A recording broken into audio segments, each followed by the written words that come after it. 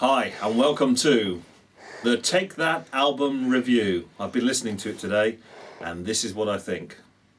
It's rubbish. No, genuinely, it's rubbish.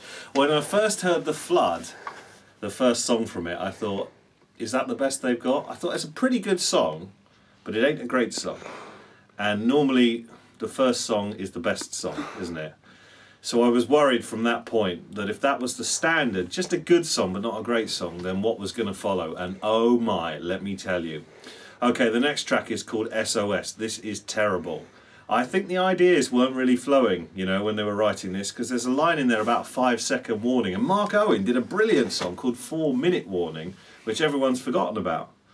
The song after that is called Wait. It's so lame. If anything, it reminds me, if you're around in like the early 80s, of a little bit Fun Boy 3, Terry Hall, I think, there, who went on to do The Colourfield. I might be making that up, I'm not sure. After that is a track called Kids, which Mark does the vocal on. It's got quite a good hook, but it's nothing special. It's a bit yobby.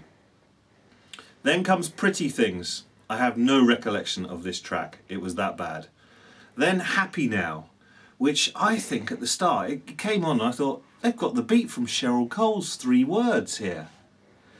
And then the chorus is really sort of boy bandy, really, you know, like, I don't know, Take That and Party-ish, heaven forbid. After that is the terrible, appalling Underground Machine, which if it hadn't been Take That, you would just dismiss it as like a bad indie album.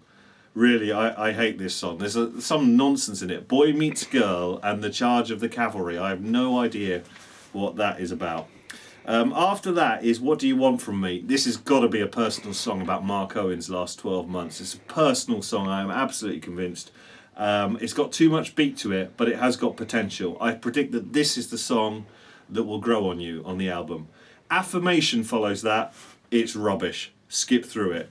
Then the best 2 songs finish up the album. 8 Letters. Gary takes the vocal on that one, which of course is unusual, isn't it, for Gary to have the best song on the Take That album.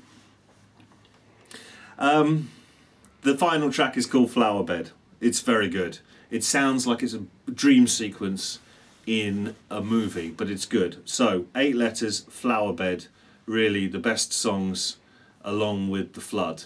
Overall, bearing in mind that really great music often makes no impression the first time that you hear it, and stuff that you love first time you often go on to be sick of quite quickly.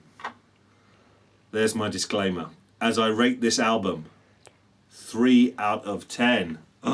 I think it's too synthesized in places. I think it's too overproduced. It's a bit paranoid sounding. I think some of the yobbish vocals in it. There's too much phasing. There's too much almost techno.